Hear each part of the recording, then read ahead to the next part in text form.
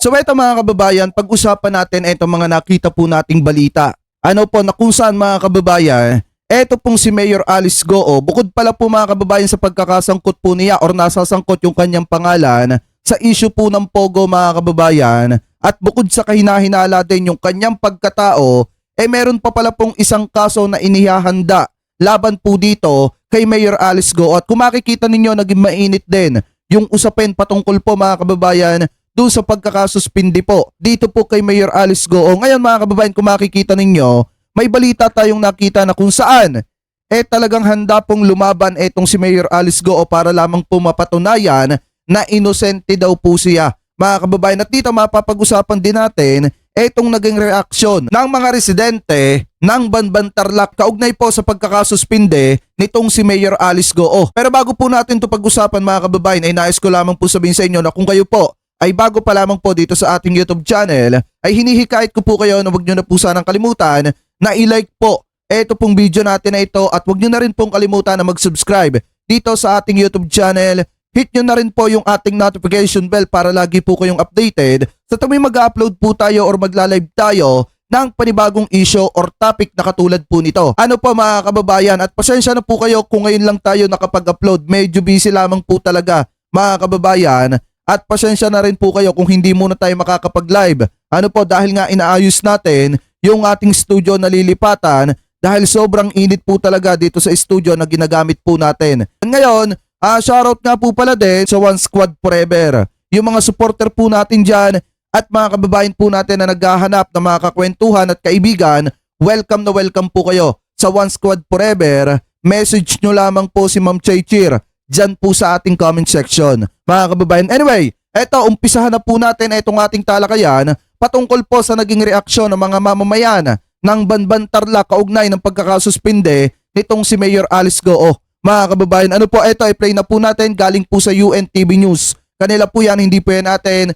gagamitin lamang po natin. Ano po, sa mga hindi pa nakakapag-subscribe sa UNTV, subscribe nyo po sila. I-play na po natin mga kababayan. Sabi po dito, ilang residente sa Banban Tarlac dismayado sa ipinataw na suspension kay Mayor Goo. Mga kababayan, ito i-play na po natin.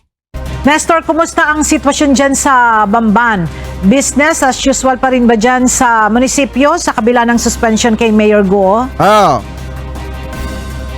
Magandang tanghali, Ella. Sa ngayon nga ay ramdam dito yung pagiging malungkot at tahimik dito sa munisipyo dahil dito sa pagkasuspindi kay Mayor Alice Goo. At ngayon nga, kanina ay marami ding mga pupunta rito na mga empleyado, pero karamihan sa kanila ay hindi umarap sa amin para makipag-usap. Hindi ka nag-iisa, Mayor. We'll fight together, Mayor Alice Goo. We love you, we support you. Uulitin ko mga kababayan ha, sa mga naitulong ni Mayor Alice Goo sa mga kababayan natin dyan sa Banban Tarlac, wala po tayong problema doon. Ano po, unang-una mga kababayan, karapatan niyan tulungan yung mga kababayan natin dyan sa Banban Tarlac, lalo na at noong mga panahon na kailangan po niya ng boto at kailangan po niyang manalo. Pangalawa mga kababayan, siya yung naitalaga dyan bilang mayor kahit na questionable yung kanyang pagkatao. Kaya dahil dyan mga kababayan, karapatan niya naman talagang gampanan yung kanyang trabaho as a mayor. Mga kababayan, ngayon, kung makikita ninyo, may mga ilan-ilan daw sa mga kababayan natin dyan sa may Banban Tarlac ang nadidismaya at talagang sumisimpat siya dito kay Mayor Alice Goo. Pero kung titingnan po natin at iisipin po natin na malalay mga kababayan, ang nakasalalay po talaga dito yung kapakanan po ng ating bansa. Dahil kung makikita nyo naman po, unti-unti may mga naglalabasan mga kababayan na talagang mga nakakapasok na espiya galing po sa bansang China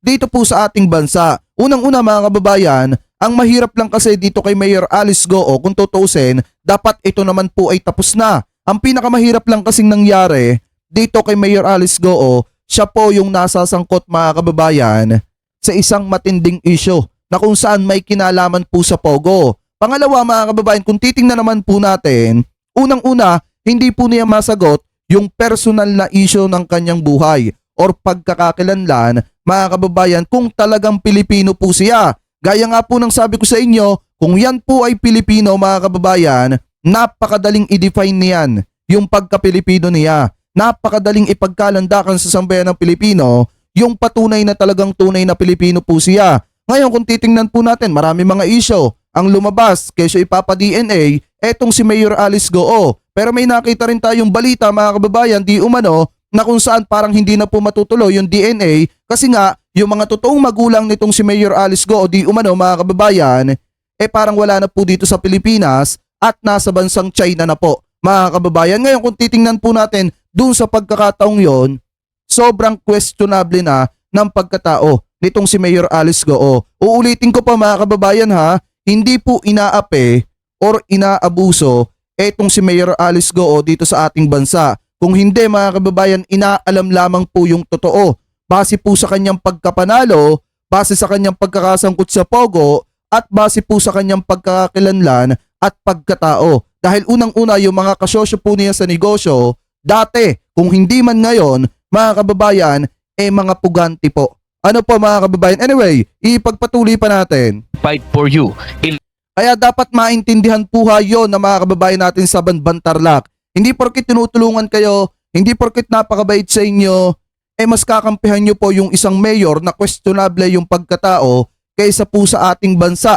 Mga kababayan, uulitin ko, mas importante pa rin po yung interes at kapakanan po ng ating bansa. Gaya nga po ng sabi ko sa inyo, baka hindi natin namamalayan mga kababayan, di umano, napasok na pala po tayo ng mga espiya ng ibang mga bansa na kalaban po ng Pilipinas mga kababayan. Although wala naman tayong kinakalaban na bansa, pero mahirap na kasi mga kababayan na mapasukan po tayo ng espiya ng iba at napapag-aralan yung nagiging hakbang ng ating bansa. Mas maraming buhay ang malalagay sa alanganin kung hahayaan natin yung mga ganong klase ng bagay. Ano po? Anyway, ipagpatuloy pa natin. Ilan lamang ito sa mga banner o karatula na makikita sa labas ng munisipyo ng bayan ng Bamban Tarlac ngayon.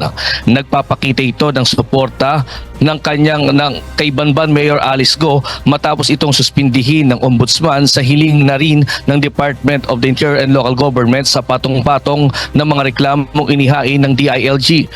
Di ba kung titingnan po natin mga kababayan, napakarami po kasi mga isyo at reklamo laban po dito, di umano, kay Mayor Alice Goo. Kaya kung titingnan po natin, dapat po talaga na masuspindi po muna siya pansamantala. Ano po, hanggang sa hindi pa napapatunayan yung katotohanan base po sa mga accusation laban po sa kanya. Anyway, pagpatuloy pa natin. Mga reklamong grave misconduct, serious dishonesty, gross dislike of duty at conduct prejudicial to the best interest of service ang inihain.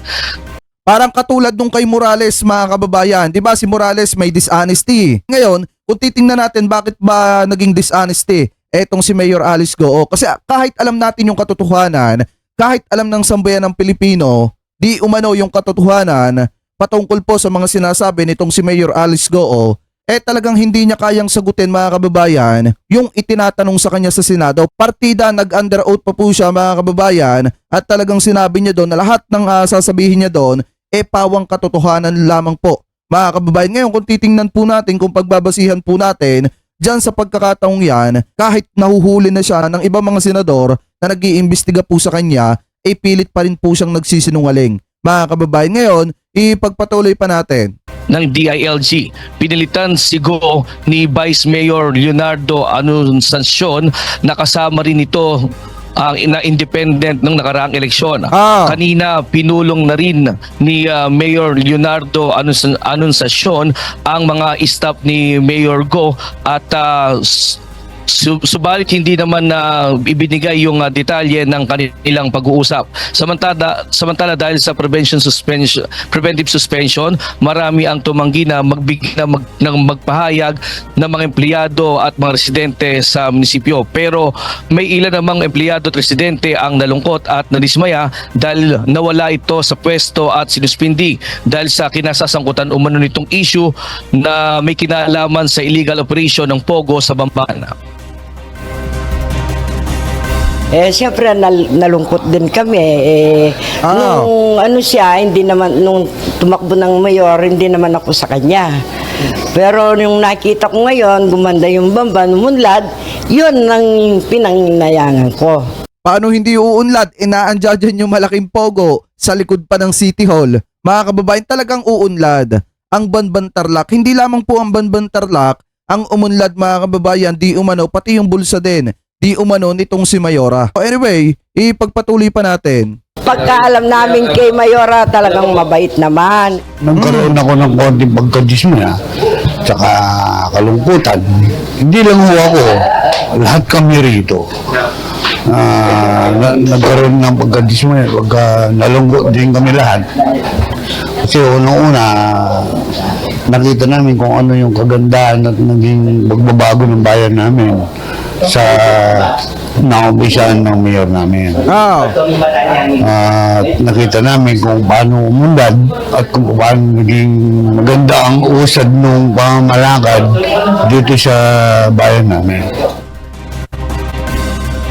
Samantala, nakahanda naman ang pumalit na alkalde na si Leonardo Anunciacion sa magiging adjustment sa loob ng munisipyo, kabilang na nga yung pagsasaayos ng mga kukuha ng business permit at iba pa. Sa ngayon ay hindi nakita dito sa lugar ng munisipyo din ang si Miss Alice Guo at itong dalawa pa na nireklamo na sinuspinde na suspension order business permit license office na si Edwin Ocampo at ang municipal officer na si Aden Subia na hindi din nagpakita at nagtungo dito sa munisipyo ng Banban. At yung mga latest live mula dito sa Banban Tarlac. Balik sa iyo, Ella. Maraming salamat, Nestor Torres. So ayan, maliwanag naman mga kababayan na may pumalit na po dito kay Mayor Alice Guo pansamantala kasi nasuspindi po etong si Mayor Alice Guo mga kababayan. Pero nadidismayal yung kanilang mga kababayan dahil nga daw sa nangyari na pagsuspinde dito kay Mayor Alice Guo dahil nga naman na nakikita daw nila umunlad yung bayan ng Banban Tarlac mga kababayan. Pero kung titingnan po natin talagang uunlad yan kung naandyan po talaga ang Pogo. Pero mga kababayan, kung ang kalakip naman ng pag-unlad ng inyong bayan, merong mga kababayan natin Pilipino ang napapahamak at may mga kababayan din tayong Pilipino na nabibiktima niyang mga Pogo na yan, tingnan din po natin yung parting yon. Kasi baka mamaya mga kababayan, sa kagustuhan natin na mapaganda yung bayan natin, dahil sa malapit di umano sa Pogo, etong mayora ninyo mga kababayan, hindi nyo nakikita yung kaakibat nun. Ano po, na marami sa mga kababayan natin Pilipino ang nabibiktima ng Pogo at marami sa mga Pogo mga kababayan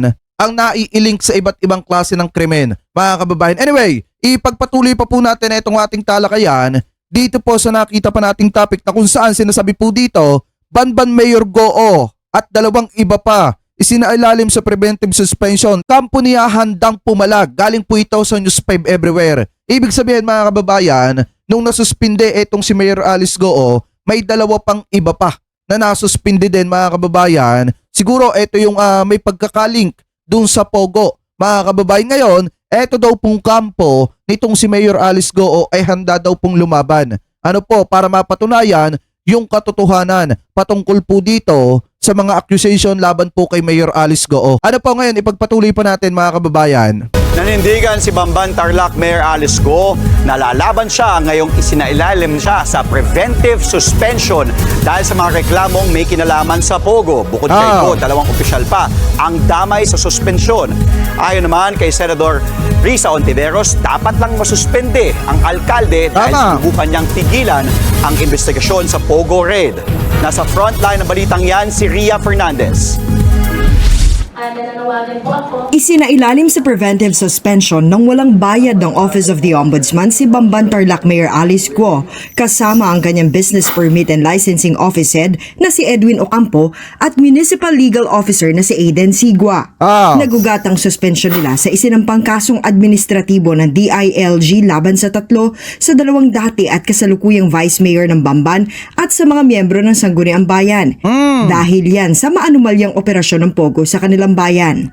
Kasi ba naman mga kababayan, bakit ba kasi hinayaan ni Mayor Alice Guo na mag-operate yung mga Pogo dun mismo sa likod ng City Hall ng Banban Tarlac? Ipagpatuloy pa natin. Sa siyam na pahinang desisyon ng Ombudsman, sinabi nitong posibleng maimpluwensyahan ng respondent sa mga testigo at ebidensya sa kaso. Tama. Dahil lumalabas sa reklamo ng DILG na malaki ang kaugnayan ng mga opisyal sa operasyon ng Pogo sa lugar nila.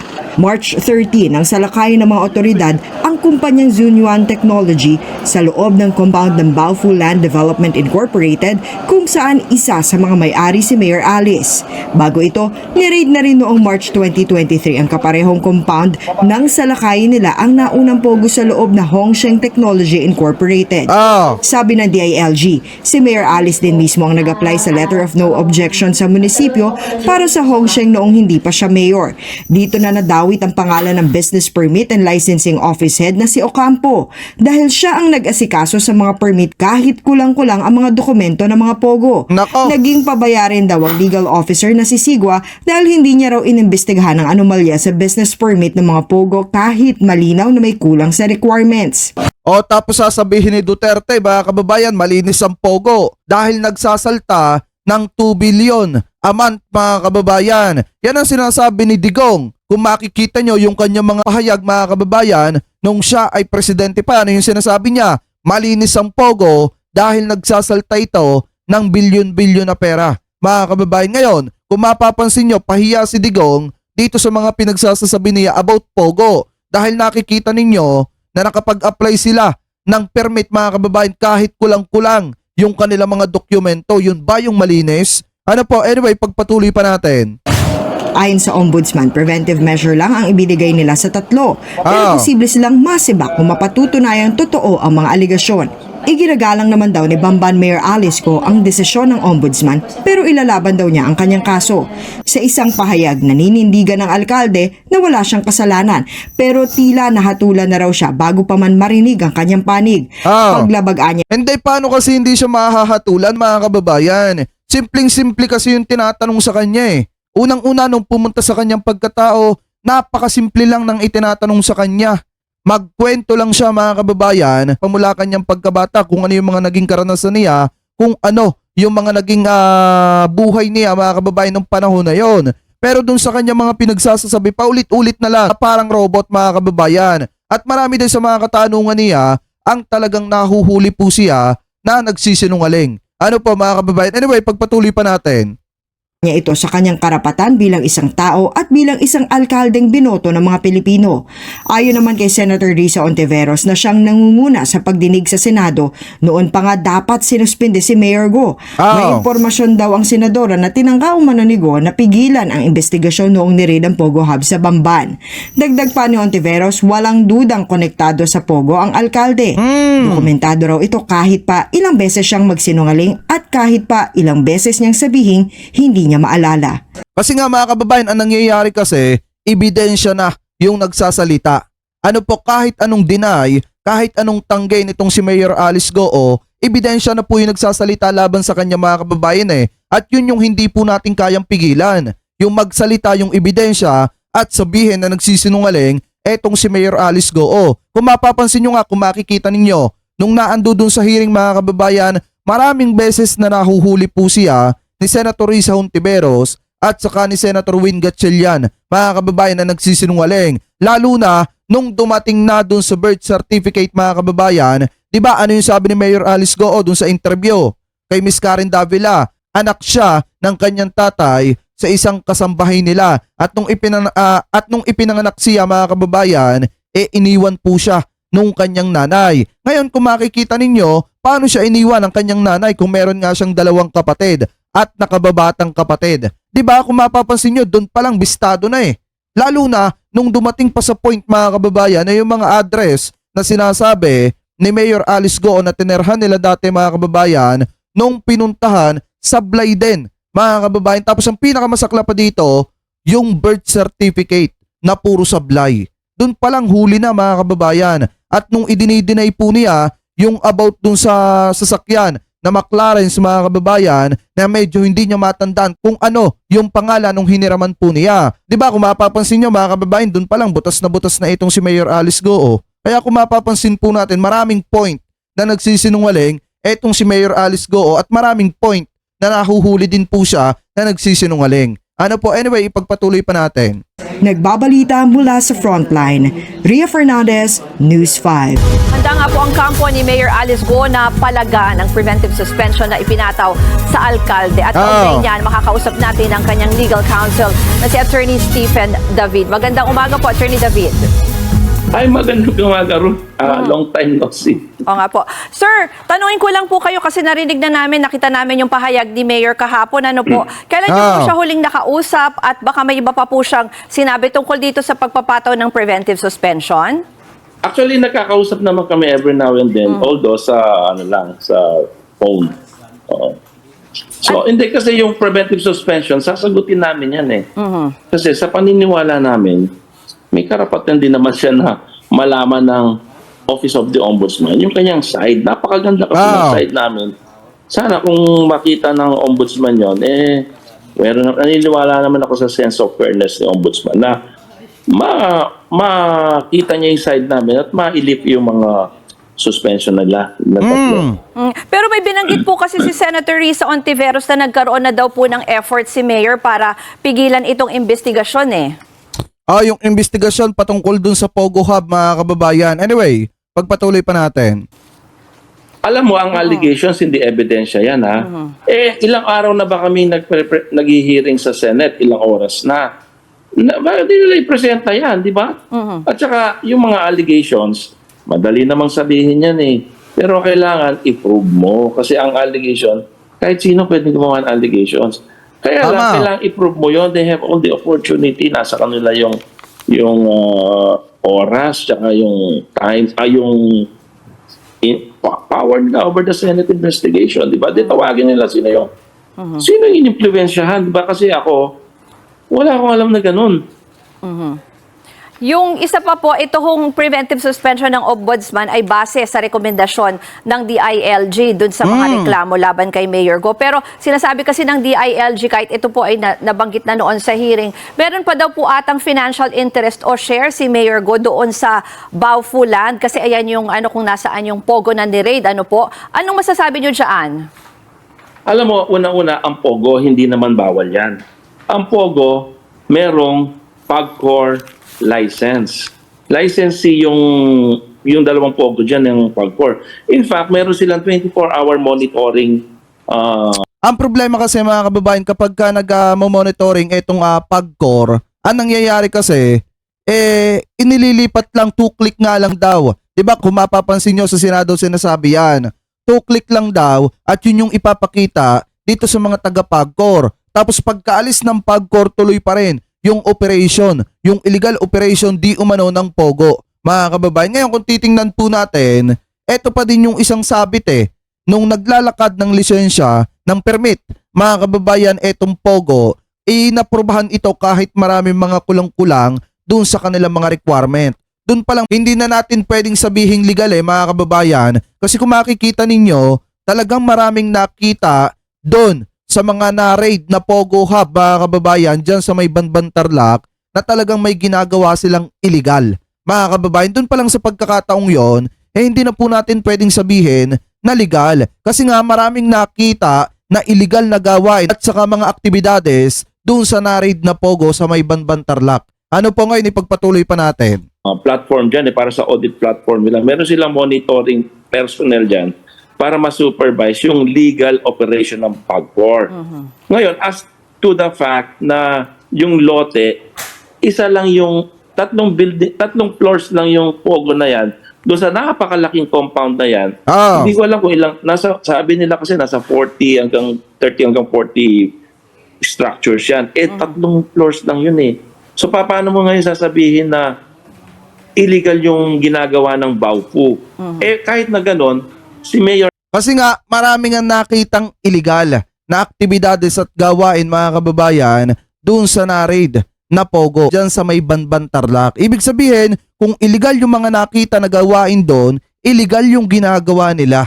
Ibig sabihin, mga kababayan, dyan sa Baofu, since dyan na-raid yung mga Pogo Hub na may ginagawang illegal, mga kababayan, parte na rin sila sa pagsasagawa ng illegal. Diba? So maliwanag, etong Baofu, talagang involved po ito. Dahil hinayaan po nila na mag-operate yung mga Pogo Hub dyan na ang ginagawa ay illegal. So ibig sabihin, parang parte na rin po sila, di umano, pakitama na lamang po ko kung ako po ay mali, parte na rin etong Baofu sa pagsasagawa ng illegal. Kasi pinayagan nila yung Pogo Hub na magsagawa ng illegal na aktibidades. Ano po, mga kababayan? Anyway, pagpatuloy pa natin.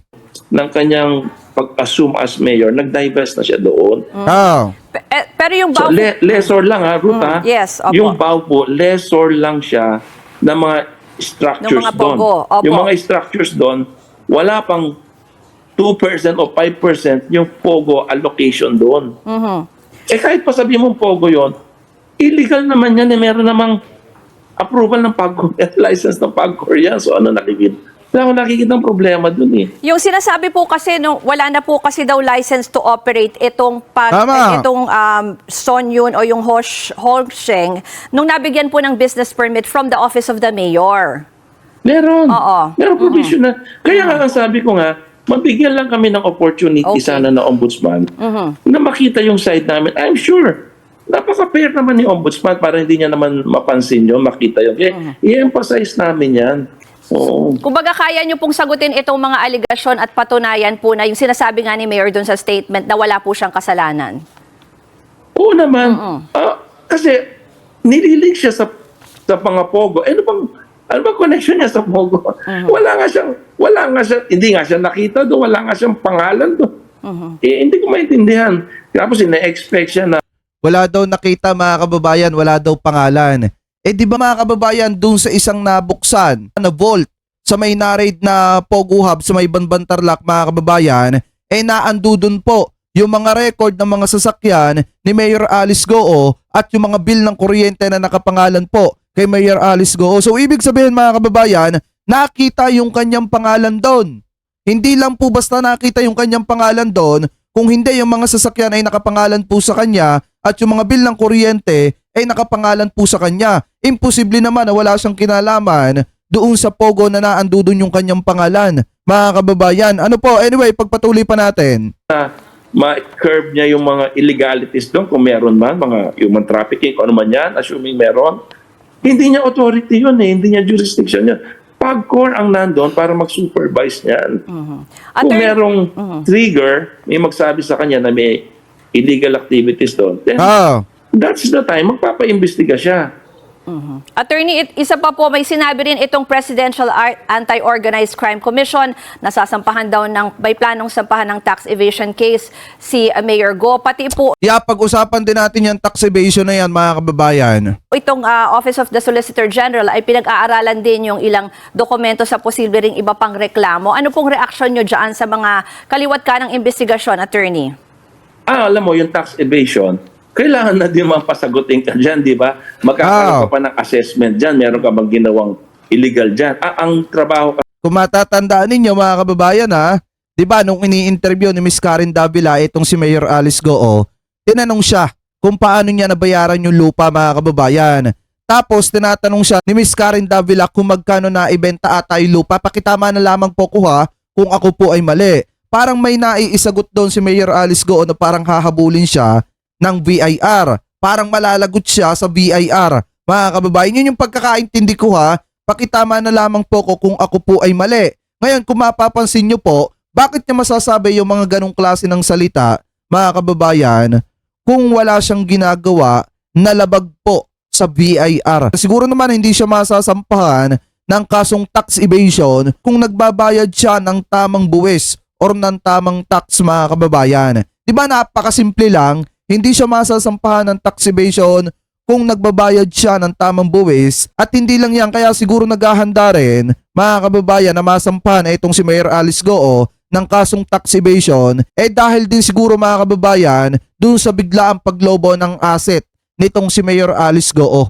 Mga kababayan, di umano pakitama na lamang po ko kung ako po ay mali. Anyway, pagpatuloy pa natin. kasi ng government is to collect taxes, hindi para mag-file na.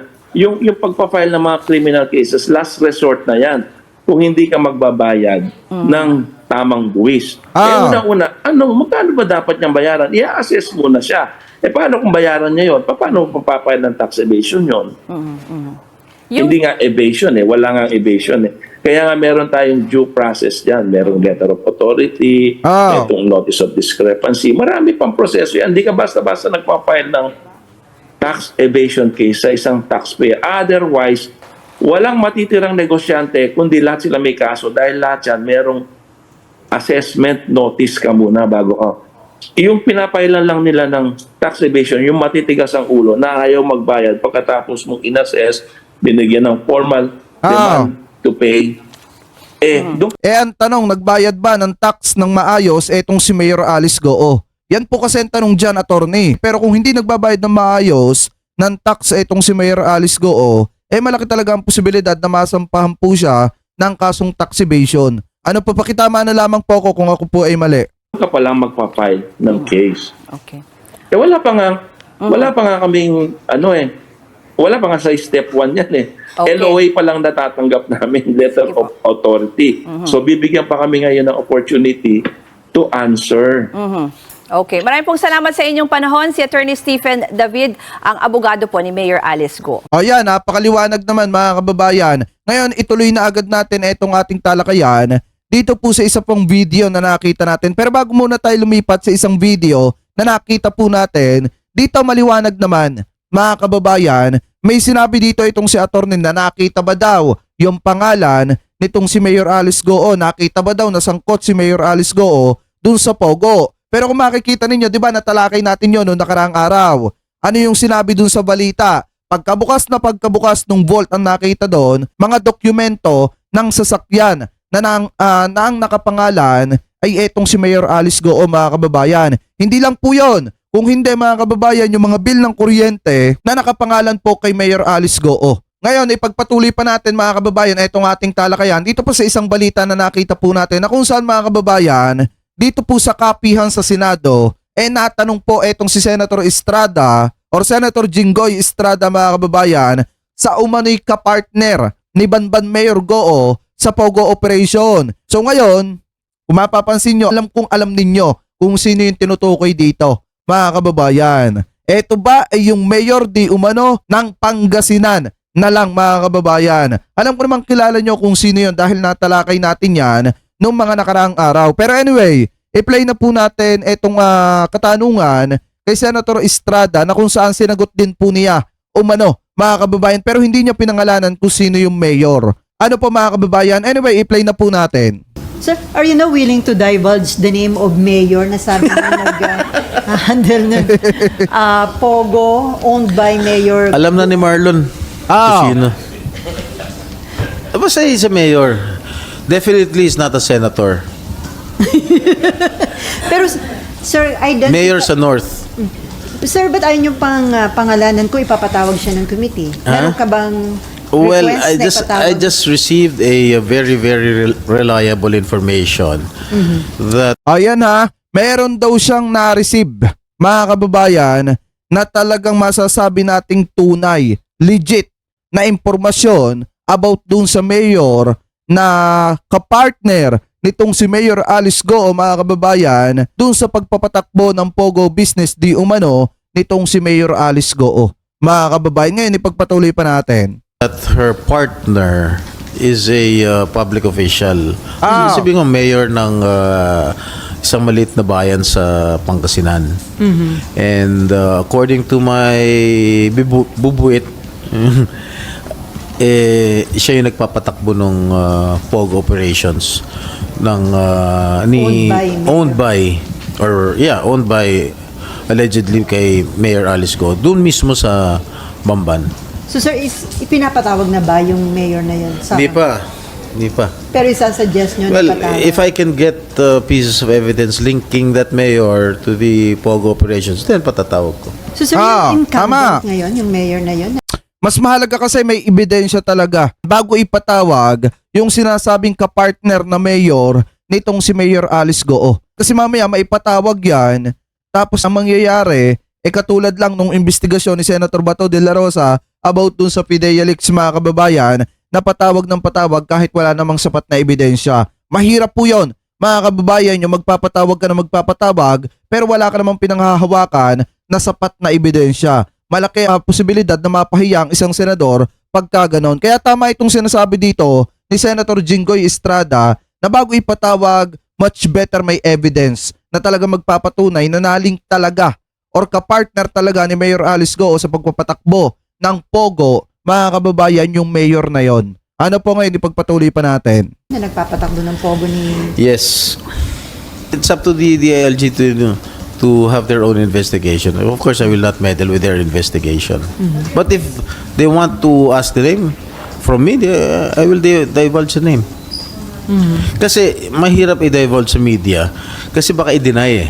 Baka Tama. i-deny ka agad eh. Unang-una nagiging maingat itong si Senator Jinggoy Estrada patungkol po dun sa nabanggit niya nakapartner ni Mayor Alice Go o di umano na nagpapatakbo ng Pogo Hub or Pogo Business na nasasangkutan itong si Mayor Alice Go. So ngayon kung mapapansin natin, pag ibinroadcast nga naman yung pangalan, baka i-deny lang din mga kababayan agad-agad. Kaya much better maglagap muna ng ebidensya saka ipatawag mga kababayan para makilala din ng sambayan ng Pilipino. Ngayon, punta naman po tayo dito sa usapin mga kababayan na kung saan dun sa pagkatao ni Banban Mayor Go, dapat mabigyang linaw ayon kay Soljen Guevara. Mga kababayan, di ba kung makikita ninyo ano yung sabi ni Senator Chis Escudero, yung about sa pagkatao nitong si Mayor Alice Go, dapat daw po sa Soljen yan, mga kababayan, sa Solicitor General. Ano po ngayon, eto mismong may sagot po mga kababayan, etong si Soljen. Kasi ang sabi po dito, dapat po talaga na mabigyang linaw yung pagkatao po nitong si Mayor Alice Go. So ngayon, eto i-play na po natin. I-credit po natin sa PTV Philippines. Kanila po yan, hindi po yan natin. Gagawan lamang po natin ang reaction video. So eto i-play na po natin. Naniniwala si Solicitor General Menardo Guevara na ang pinakamalaking issue na dapat mabigyang linaw ni suspended Bamban Mayor Alice Go ay ang question ukol sa kanyang tunay na pagkatao. Tama! Sinabi yan ni Guevara ng matanong kahapon ng media ukol sa kanilang investigasyon hinggil sa alkalde. Sabi ng Solicitor General, nais nilang matapos ang kanilang pagsisiyasat sa lalong madaling panahon. Pero kasabay nito, gusto rin nilang mabigyang linaw ang iba't ibang usapin na ibinabato laban kay Mayor Guo. Patungkol naman sa ibinabang preventive suspension order ng Ombudsman laban sa alkalde, sabi ni Guevara hindi ito makakaapekto sa kanilang investigasyon. Tama. Pero kahit papano, maritong makatulong. We're looking at a different angle other than the administrative or criminal complaint that might have been filed against Mayor Guo before the Ombudsman. So walang effect except probably mawawalan si Mayor Guo ng control over the evidence that may be available in her office because she will be suspended preventively. And that's the purpose of preventive suspension, para maiwasan yung pagtago niya ng ebidensya kung meron man siyang intention to do it. O yan, maliwanag naman mga kababayan. Mismong sinabi din yan ni Solicitor General Guevara, mga kababayan, na ang purpose din ng pagkakasuspinde kay Mayor Alice Go is para hindi niya mahadlangan yung isasagawang investigasyon, mga kababayan. Kasi kung titingnan po natin, sa isa kasing dapat public official na iniimbestigahan, much better talaga isuspinde para hindi magamit yung kapangyarihan, mga kababayan, para hadlangan yung investigasyon ng ating mga otoridad, especially mga kababayan, yung investigasyon ng mga sangay ng ating pamahalaan. Ngayon, kung makikita po natin, kung titingnan po natin itong sinasabi ni Solicitor General Guevara, mga kababayan, na gusto na nilang matapos sa lalo't madaling panahon, napakagandang sinyalis po niyan dahil mapapadali yung investigasyon patungkol po dito sa tunay na pagkakakilanlan nitong si Mayor Alice Go at malibibigyan liwanag agad-agaran mga kababayan kung ano nga ba yung totoong pagkatao nitong si Mayor Alice Go. Mga kababayan, ano po ngayon? Kayo po, ano po masasabi nyo? Hingil po dyan, comment below na lamang po kung ano po masasabi nyo, hingil po sa balitang ito. At ngayon pupunta na po tayo mga kababayan dito sa, gaya nga nasabi ko sa inyo kanina, pag-uusapan natin yung about sa tax evasion. Mga kababayan, kung makikita ninyo ang sabi dito sa Inquirer.net, yan po yung source po natin mga kababayan ha. Ang sabi po dito, tax evasion case being prepared versus Go. Mga kababayan, ngayon tinagalog ko na yan para sa inyo para maintindihan po natin. Ang sabi po dyan mga kababayan, ang source po natin ay etong Inquirer.net. Kanila po yan, hindi po yan natin gagawan lamang po natin ng reaction video. Bali, itinranslate ko na lang siya sa Tagalog para maintindihan po nating lahat. At pag dito po kasi natin binasa, maraming mga ads ang lumalabas. Mga kababayan, kaya dito na lamang po muna natin babasahin yung translate. Ano po ang sabi po dito? Ito po ha. Inihahanda ang kaso ng pag-iwas sa buwis laban kay Alice Goo or yung tax evasion mga kababayan. Manila, Philippines, inihahanda na ang kasong tax evasion laban kay suspendido Banban Mayor Alice Goo. Sinabi ng opisyal ng Presidential Anti-Organized Crime Commission o etong tinutukoy na PAO-CC nitong Lunes. Sabi pa dito, may mga nakita kami mga violation niya with regard to tax evasion. Sabi ni PAO-CC, spokesperson Winston Casio sa mga mamamahayag sa pagkakataong panayam sa Department of Justice DOJ. Sabi pa dito, nakita namin ng ilan sa kanya mga paglabag na nauugnay sa pag-iiwas sa buwis. Sa ngayon, sinabi niya na hindi nila mabibilang ang halagang nasasangkot ngunit naniniwala siya na magiging makabuluhan. Ito, tingin po namin malaki-laki ang hindi nabayaran. I could not quantify, pero malaki po kita ninyo naman sa live stream ni Mayora, he said. Sa tingin namin malaki ang halagang hindi nabayaran, hindi ko ito ma-quantify.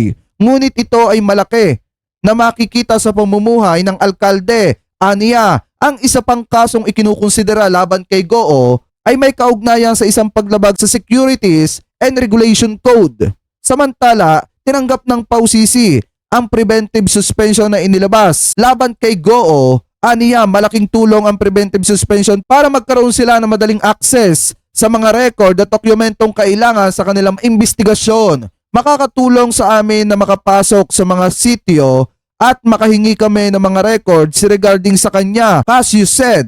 Sabi pa dito, makakatulong ito sa amin na magkaroon ng access sa mga komunidad at humiling ng mga talaan tungkol sa kanya. Noong Marso 13, sinalakay ng mga otoridad ang isang 10 ektaryang lugar na pinamamahalaan ng Zunyuan Technology Inc.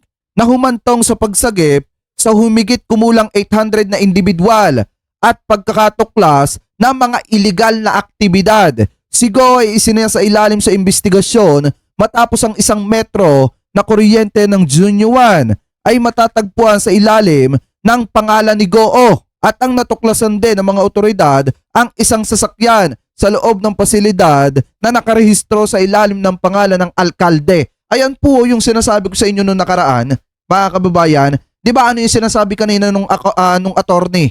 Mga kababayan, wala naman daw pong nakita na pangalan ni Mayor Alice Goo na nasasangkot siya dun sa Pogo. Pero maliwanag naman po na sinasabi dito na yung metro ng kuryente at yung sasakyan na nakarehistro dito kay Mayor Alice Goo talagang sa kanyang pangalan po mismo. Ngayon kung makikita po natin, mismong sinabi po dito ng Presidential Anti-Organized Crime Commission o itong PAO-CC, mga kababayan, nakitang-kita naman daw po sa lifestyle ni Mayor Alice Goo na talagang malaki-laki yung kinikita po niya, mga kababayan. At malaki din, mga kababayan, di umano yung hindi po nababayarang buwis nitong si Mayor Alice Goo. Kaya nga po mga kababayan, kung titingnan po natin, kung pagbabasihan po natin, malaki po talaga ang posibilidad na itong si Mayor Alice Goo ay talagang masampahan ng reklamong tax evasion, mga kababayan. Dahil unang-una, doon pa nga lang sa interview kay Ms. Karen Davila nung tinatanong kung magkano niya nabili yung lupa, mga kababayan, at kung magkano niya na ibenta, sinasagot niya doon na baka habulin siya at malintikan siya sa BIR, mga kababayan. So ngayon, ang isa din nating nakikita na dahilan, mga kababayan, ay yung biglaang paglobo ng kanyang asset na may kaugnayan din di umano sa hindi pagbabayad ng tamang buwis. Kung lumolobo yung asset mo at hindi ka nagbabayad ng tamang buwis, malaki talaga ang posibilidad na maereklamo ka ng tax evasion. Pero anyway, kayo mga kababayan, ano po ang opinion ninyo hingil po dito sa mga topic po na tinalakay po natin? Comment below na lamang po kung ano po masasabi ninyo at opinion ninyo dito po sa mga topic po na tinalakay po natin na ito. Kayo mga kababayan, kung kayo tatanungin, sang-ayon ba kayo na kung hindi talaga di umano nagbabayad ng tamang buwis, etong si Mayor Alice Goo, dapat po ba siya mga kababayan na masampahan ng kasong tax evasion? At ngayon mga kababayan, kung kayo din ang tatanungin, tama ba na suspindihin lamang etong si Mayor Alice Goo, mga kababayan, para hindi niya maimpluwensyahan yung isasagawang investigasyon? Comment below na lamang po kung ano po yung masasabi nyo hingil po sa mga topic po na tinalakay po natin. At bago po tayo pansamantala magpaalam mga kababayan, maraming salamat sa lahat ng Team Reply na hindi po nakakalimutan na mag-iwan po ng inyong mga like sa ating mga video at mag-iwan po ng inyong mga komento at mag-subscribe sa ating YouTube channel. Maraming salamat po mga kababayan sa walang sawang pag-support at hindi pag-i-skip ng ating mga ads. Maraming salamat po. Ingat po kayo palagi. God bless po sa inyong lahat. Thank you po.